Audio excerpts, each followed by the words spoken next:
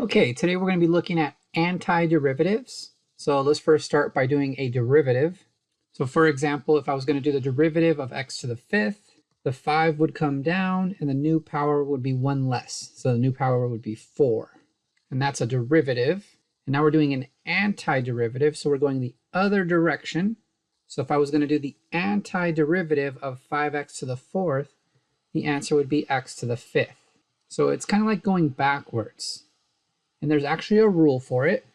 The rule says that you add 1 to the power, and then you divide by that new power.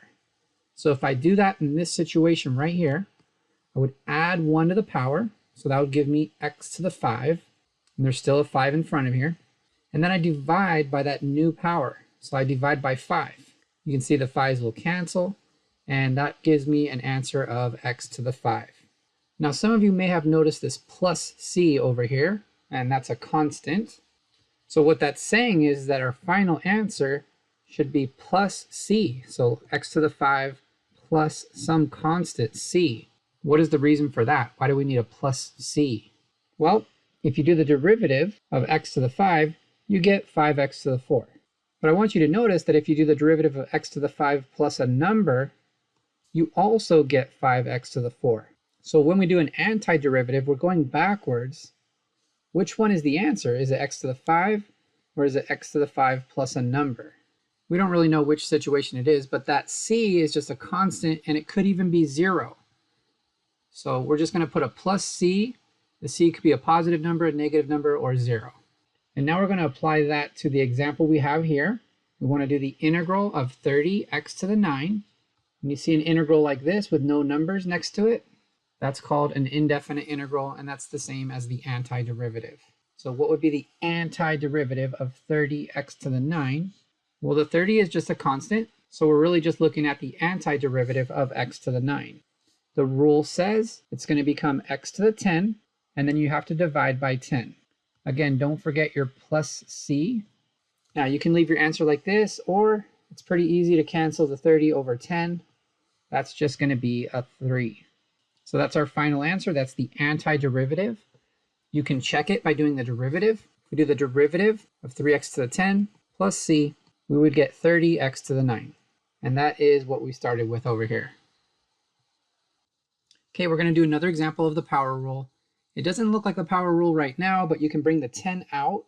And if you have x to the positive 3 on the bottom, you can move it up, and it'll become x to the negative 3 on the top. And that's just a power of x, so we can use the power rule to solve it. You would add 1 to the power, and that would give us x to the power of negative 2. And then you need to divide by that new power. If there's a constant, you can put it in the front, and we'll put our plus c on our final answer. If you want, you can reduce this a little bit. 10 divided by negative 2 gives you negative 5. And if it's x to the negative 2 on the top, you can move it down, and it will become x to the positive 2 on the bottom. Don't forget your plus c, and that's it. So a lot of these problems, you just have to simplify them first so that they look like a power of x. And then you just apply the power rule. Okay, this one we're introducing the antiderivative of e to the x. So I want you to remember that the derivative of e to the x is just going to be e to the x. So if we go backwards, we're just going to get e to the x. So that's an easy piece right here. If you want, you can separate it into 2 separate antiderivatives, and then you can just solve them separately if you want to. The first one we said is just going to give us e to the x. If you want, you can put plus c. The second one, we're doing the antiderivative of x to the power of 1/2.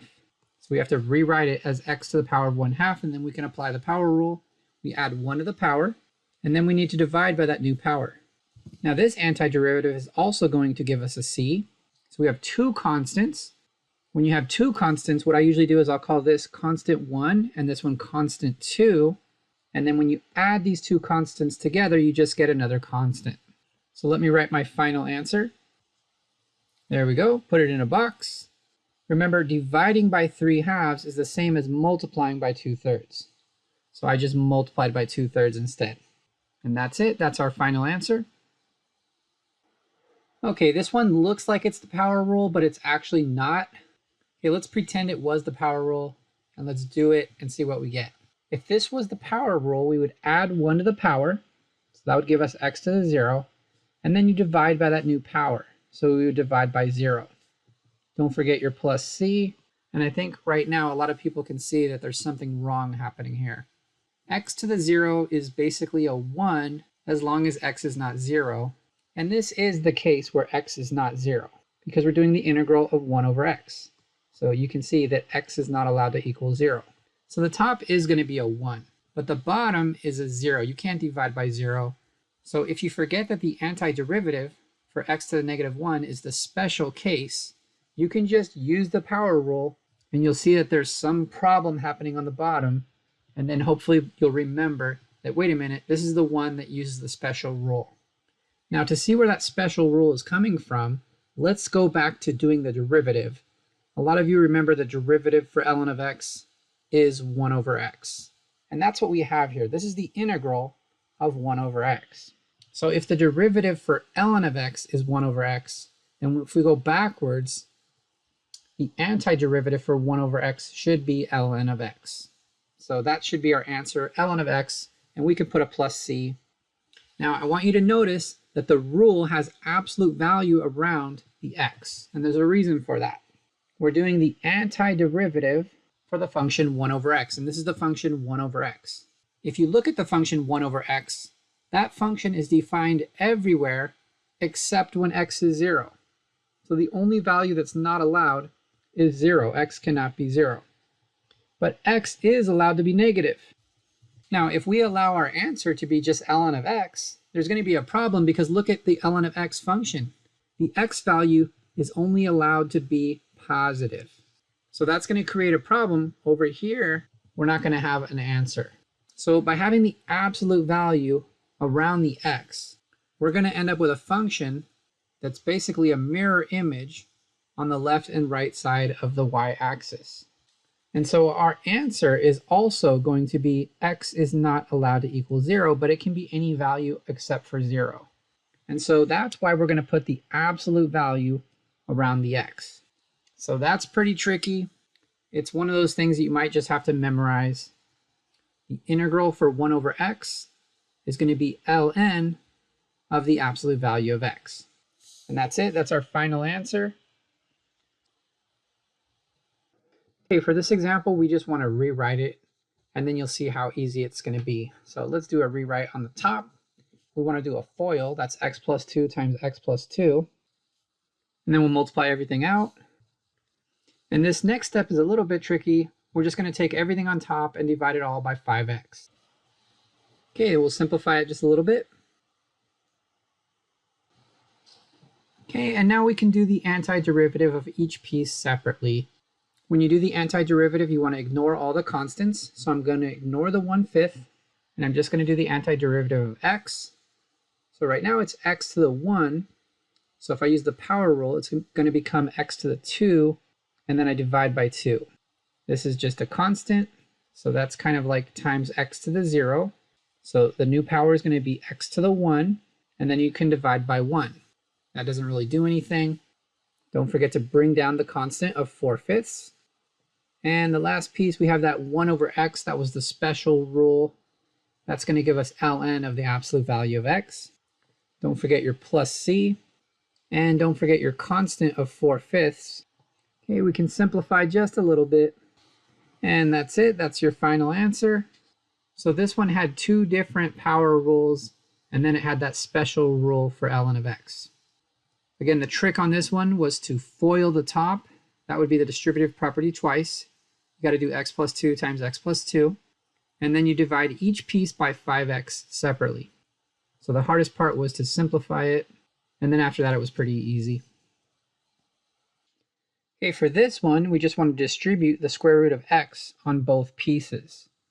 So you'd have the square root of x times the square root of x minus, and then the square root of x times an x. Now each square root of x is kind of like x to the power of 1/2.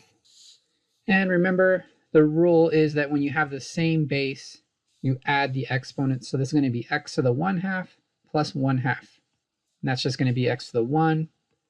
Over here, this is x to the 1/2 plus 1. So that's x to the 3/2. Okay, so we're still just kind of rewriting it. If the power is 1, you don't have to put the 1, but you can if you want to. Now let's go ahead and do that antiderivative. These are both just power rules, so you're going to add 1 to the power and then divide by that new power.